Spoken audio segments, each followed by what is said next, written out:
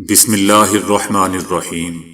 السلام علیکم دوستو، دنیا بھر کی خبروں میں آج آپ سنیں گے، لیکن اس سے پہلے اگر ہو سکے تو لائک اور سبسکرائب کا بٹن ضرور دبا لیں۔ شکریہ۔ یوکرین نے روسی صدر پیوٹن کی رہائش گاہ پر ڈرون حملوں کے الزامات کی تردید کی ہے۔ یوکرینی صدر نے روس کے الزامات کو مسترد کرتے ہوئے کہا کہ روس اس طرح کے الزامات کے ذریعے امن مذاکرات کو سبوتاژ کرنا چاہتا ہے۔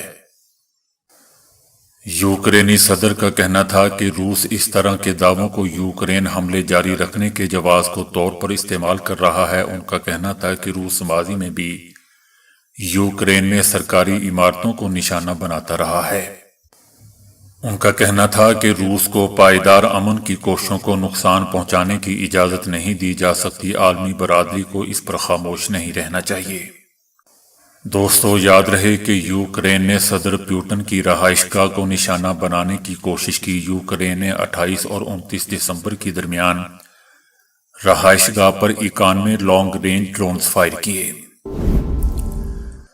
روس نے یوکرین پر الزام عائد کیا ہے کہ یوکرین نے صدر پیوٹن کی رہائش گاہ پر حملہ کیا ہے۔ حملے کے وقت صدر پیوٹن کی رہائش گاہ پر موجود ہونے کا دوستوں نہیں بتایا گیا۔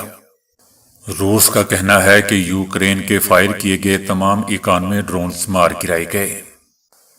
روس کا یہ بھی کہنا تھا کہ یوکرین کا حملہ ریاستی تخریب کاری ہے۔ یوکرین کے ایسے غیر ذمہ دارانہ اقدامات کا جواب ضرور دیا جائے گا۔ روس کا کہنا ہے کہ روس امن بات چیت سے باہر نہیں نکلے گا۔ حسب معمول صدر ٹرمپ نے ایک بار پھر دھمکی دی ہے کہ اگر جوہری تعمیرات جاری رکھی گئیں تو ایران پر قیامت برپا کر دیں گے۔ نیتن یاہو سے ملاقات کے بعد انہوں نے صحافیوں سے گفتگو میں کہا کہ ایران پھر جوہری تنصیبات تعمیر کرنے کی کوشش کر رہا ہے۔ ایران نے جوہری تعمیرات جاری رکھی تو ان پر فوری حملوں کی حمایت کریں گے۔ صدر ٹرمپ کا کہنا تھا کہ اگر ایران جوہری پروگرام دوبارہ تعمیر کرے تو انہیں گرانا ہوگا، لیکن ہم نہیں چاہتے کہ B-2 بمبار بھیج کر ہم اپنا ایندھن ضائع کریں۔ ایران کو معاہدہ کر لینا چاہیے۔ صدر ٹرمپ نے نیتن یاہو کے ہمراہ گفتگو کرتے ہوئے اسرائیل کا ساتھ آخر تک جاری رکھنے کا اعلان کر دیا۔ ان کا کہنا تھا کہ اسرائیل ایک اہم عنصر ہے، اسرائیل کی سپورٹ جاری رکھیں گے۔ صدر ٹرمپ کا یہ بھی کہنا تھا کہ مغربی کنارے کے معاملے پر اسرائیل اور ترکیہ میں تصادم کا خطرہ ہے۔ صدر ٹرمپ نے ایک سوال کا جواب دیتے ہوئے کہا کہ روسی صدر پیوٹن کی رہائش گاہ پر یوکرینی حملے کا سن کر بہت برا لگا۔ یوکرینی حملے کا سن کر مجھے بہت غصہ آیا۔ یوکرین امن کے لیے ابھی کچھ پیچیدہ مسائل ہیں۔ بنگلہ دیش کی سابق وزیر اعظم خالدہ ضیاء 80 برس کی عمر میں انتقال کر گئی۔ خالدہ ضیاء جگر کے عارضے سمیت کئی امراض میں مبتلا تھیں۔ ان کا انتقال ڈھاکہ کے ہاسپٹل میں مقامی وقت کے مطابق صبح 6 بجے ہوا۔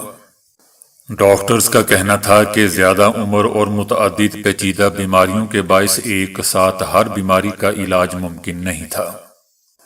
خالدہ ضیاء دوستو بنگلہ دیش کی معروف سیاستدان تھی، جنہوں نے 1991 سے 1996 اور پھر 2001 سے 2006 تک ملک کی وزیر اعظم کے طور پر خدمات انجام دیں۔ وہ بنگلہ دیش کی پہلی خاتون وزیر اعظم تھی، جبکہ انہیں مسلم دنیا میں بے نظیر بھٹو کے بعد دوسری خاتون وزیر اعظم ہونے کا اعزاز بھی حاصل تھا۔ کرپشن کے الزامات کے تحت انہیں 2018 میں 5 سال کے لیے جیل بھی کاٹنا پڑی تھی۔ یاد رہے دوستو کہ خالدہ ضیاء کے بیٹے اور بنگلہ دیش نیشنلسٹ پارٹی کے عبوری چیئرمین طارق رحمان چند روز قبل 17 سالہ جلا وطنی ختم کر کے وطن واپس لوٹے ہیں۔ طارق رحمان 2008 میں 18 ماہ قید کے بعد علاج اور دیگر وجوہات کی بنا پر برطانیہ چلے گئے تھے۔ ایران نے خلائی میدان میں ایک اور سنگ میل عبور کرتے ہوئے 3 سیٹلائٹس خلا میں بھیج دیے۔ ظفر 2 اور کوثر 1.5 نامی یہ سیٹلائٹس روس سے لانچ کیے گئے، جو اس وقت دوستو زمین سے تقریباً 500 کلومیٹر کی بلندی پر مدار میں گردش کر رہے ہیں۔ ایرانی حکومت کا کہنا ہے کہ یہ مشن شہری اور تحقیقی مقاصد کے لیے انجام دیا گیا ہے۔ اس میں مصنوعی ذہانت کی جدید صلاحیتیں شامل کی گئی ہیں جو تصاویر کے معیار کو بہتر بناتی ہیں۔ آبی وسائل کی نگرانی، نقشہ سازی اور ماحولیاتی تجزیے کے لیے یہ استعمال کی جائیں گی۔ یاد رہے دوستو کہ ایران گزشتہ 2 سالوں میں 10 سیٹلائٹس خلا میں بھیج چکا ہے۔ چائنا نے تائیوان کے گرد اپنی اب تک کی سب سے بڑی فوجی مشقوں کا آغاز کر دیا ہے۔ ان مشقوں کا مقصد کسی ممکنہ تنازع میں تائیوان کو بیرونی مدد سے محروم رکھنے کی صلاحیت کا مظاہرہ کرنا ہے۔ جسٹس مشن 2025 نامی ان مشقوں کے تحت فوجی دستے، جنگی بحری جہاز، لڑاکا طیارے اور توپ خانے کو تعینات کیا گیا ہے۔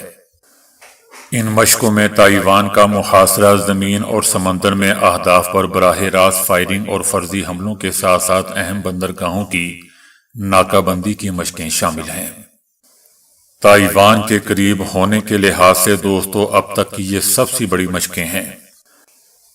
تائیوان حکومت کا کہنا ہے کہ تائیوان کی فوج ہائی الرٹ پر ہے۔ ان کی فوج کا بھی کہنا ہے کہ اگر مشقیں حملے میں تبدیل ہوئیں تو ہماری فوج فوری نقل و حرکت کے لیے رسپانس ایکسرسائز کرنے کے لیے تیار ہے۔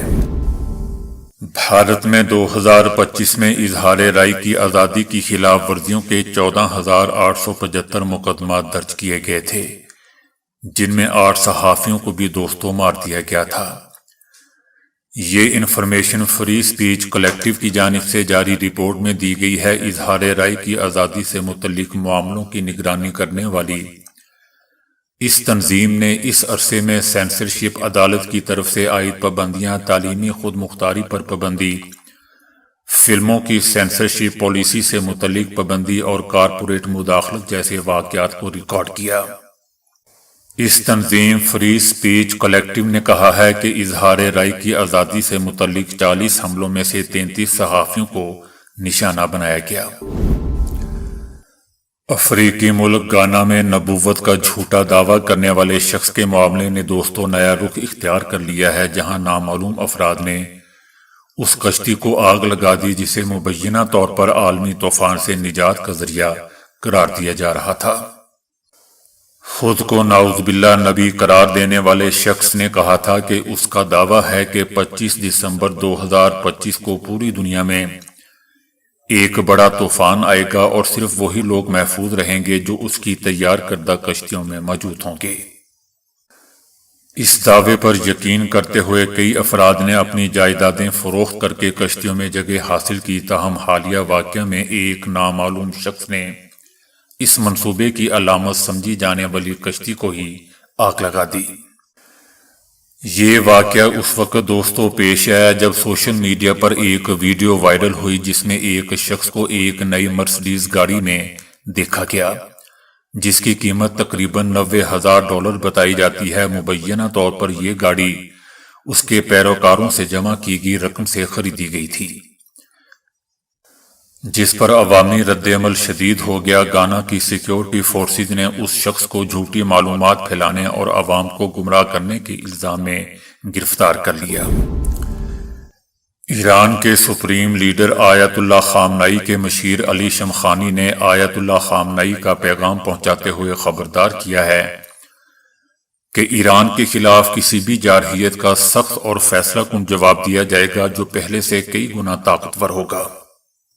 بیان میں کہا گیا ہے کہ ایران کی میزائل اور دفاعی صلاحیتیں کسی بھی دباؤ کے تحت محدود نہیں کی جائیں گی اور اس کے لیے کسی بیرونی کی اجازت کی بھی ضرورت نہیں ہوگی۔ یہ رد عمل دوستو صدر ٹرمپ اور اسرائیلی وزیر اعظم نیتن یاہو کی مشترکہ نیوز کانفرنس کے بعد سامنے آیا ہے، جس میں ٹرمپ نے کہا تھا کہ امریکہ مذاکرات کے لیے تیار ہے، تاہم اگر ایران دوبارہ جوہری صلاحیتیں حاصل کرنے کی کوشش کرتا ہے تو ہر ممکن خطرے کو فوری طور پر ختم کر دیا جائے گا، ایران کو برباد کر دیا جائے گا، اس پر قیامت برپا کر دی جائے گی۔ ایران نے یہ بھی کہا ہے کہ ایران اسرائیل کی سرگرمیوں پر گہری نظر رکھے ہوئے ہے اور اپنی دفاعی تیاریوں کو مزید مضبوط کر رہا ہے۔ ایران کا کہنا ہے انہوں نے خبردار کیا ہے کہ کسی بھی نئی مہم جوئی کا رد عمل ماضی کی 12 روزہ جنگ سے کہیں زیادہ سخت ہوگا۔ یاد رہے دوستو کہ ایران نے عالمی جوہری توانائی ایجنسی کے معائنہ کاروں کے ساتھ تعاون کو روک دیا ہے اور ایک نیا قانون منظور کیا ہے جس کے تحت مستقبل میں کسی بھی جوہری معائنے کے لیے قومی سلامتی کونسل کی منظوری لازمی ہوگی۔ صہیونی حکومت اسرائیل نے مقبوضہ فلسطینی علاقوں کے رہائشیوں کو ایرانی نمبروں سے موصول ہونے والے SMS پیغامات کے بارے میں خبردار کیا ہے۔ اسرائیلی سیکیورٹی اداروں اور نیشنل سائبر مینجمنٹ نے پیر کے روز دعویٰ کیا کہ ایرانی نمبروں سے مقبوضہ فلسطین کے رہائشیوں کو مشکوک پیغامات بھیجنے کی ایک نئی لہر شروع ہو گئی ہے۔ اسرائیلی شہریوں کو SMS کے ذریعے ایسے میسج موصول ہوئے ہیں جن میں سیاسی اور تشریحی مواد شامل ہے۔ اسرائیل کی طرف سے ان اداروں نے مقبوضہ فلسطینی علاقوں کے رہائشیوں سے اپیل کی ہے کہ وہ ان پیغامات پر کسی بھی قسم کا رد عمل ظاہر نہ کریں۔ ان پیغامات میں دوستو ایک پیغام کے متن میں لکھا گیا تھا کہ جمہوری اسلامی ایران کے سفارتخانوں کے دروازے آپ کے لیے کھلے ہیں۔ اسرائیلی فوج نے کہا ہے کہ شہری ان پیغامات کا جواب نہ دے، بھیجنے والے نمبر کو فوراً بلاک کر دیں اور ان پیغامات کو دوسروں تک آگے نہ بھیجیں۔ نیتن یاہو کے دورہ امریکہ کے موقع پر صدر ٹرمپ نے نیتن یاہو کی جلد متوقع معافی کا بھی ذکر کیا۔ صدر ٹرمپ کا کہنا تھا کہ اسرائیلی صدر نے انہیں اسرائیلی وزیر اعظم نیتن یاہو کی معافی کا وعدہ کیا ہے۔ جب صدر ٹرمپ سے اس بارے میں سوال کیا گیا تو صدر ٹرمپ نے جواب دیا کہ یہ کیسے ممکن ہے کہ وزیر اعظم نیتن یاہو کو معاف نہ کیا جائے۔ میں نے اس بارے میں اسرائیلی صدر سے بات کی تھی اور انہوں نے کہا تھا کہ معافی ممکن ہے۔ صدر ٹرمپ کے دوستو اس بیان کے فوراً بعد اسرائیلی صدر کے دفتر نے صدر ٹرمپ کے دعوے کا جواب دیتے ہوئے کہا کہ معافی کی درخواست جمع کرانے کے بعد سے صدر اسرائیلی صدر اور صدر ٹرمپ کے درمیان کوئی رابطہ نہیں ہوا ہے۔ ایران کے ساتھ 12 روزہ جنگ کے بعد اسرائیل اور امریکہ کو اب تک اسلحے خاص طور پر میزائل شکن گولہ بارود کی شدید قلت کا سامنا ہے۔ ٹائمز آف اسرائیل کے دفاعی امور کے ماہرین کے حوالے سے لکھا گیا ہے کہ اگر ایران کے ساتھ دوبارہ کوئی نیا تصادم ہوا تو اسرائیل کے دفاعی نظام پوری طرح تیار نہیں ہوں گے۔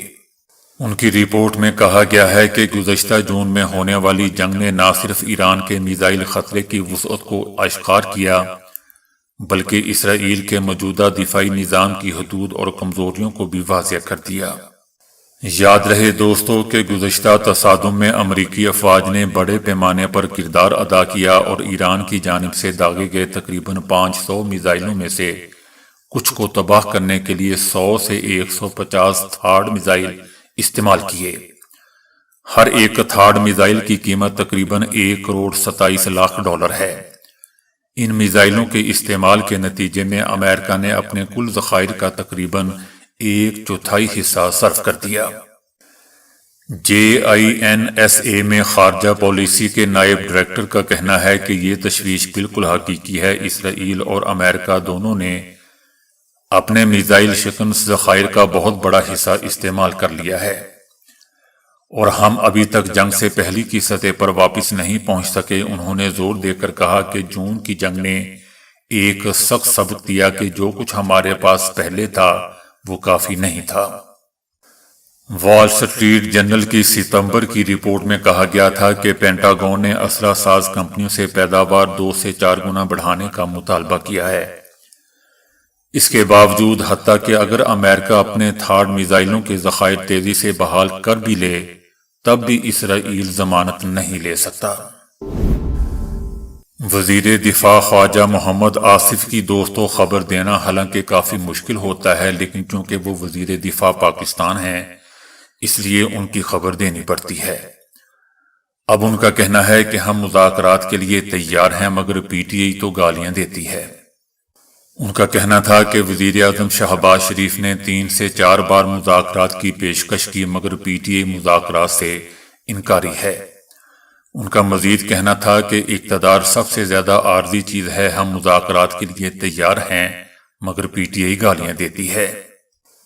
ان کا کہنا تھا کہ فیض حمید کا احتساب کیا گیا، اپنے ادارے سے احتساب کا فوج نے ابتدا کا کریڈٹ لیا، موجودہ فوجی قیادت کو ہی یہ کریڈٹ جاتا ہے مگر پی ٹی آئی گالیاں دیتی ہے۔ ان کا کہنا تھا ہمارے فیلڈ مارشل نے بھارت کو ناکوں چنے چبوائے مگر پی ٹی آئی گالیاں دیتی ہے۔ ان کا کہنا تھا کہ افغان طالبان کو چاہیے کہ اپنی سرزمین کو تخریب کاری کے لیے استعمال نہ ہونے دیں مگر پی ٹی آئی گالیاں دیتی ہے۔ دوستو، ان کی ہر بات میں، ان کے ہر بیان میں پی ٹی آئی لازمی شامل ہوتی ہے۔ ہمارے وزیر دفاع ریسپیکٹڈ خواجہ آصف کو پی ٹی آئی کا فوبیا ہو گیا ہے۔ تو دوستو، ابھی کے لیے اتنا ہی۔ ویڈیو کو لائک اور شیئر کرنے کا بہت بہت شکریہ۔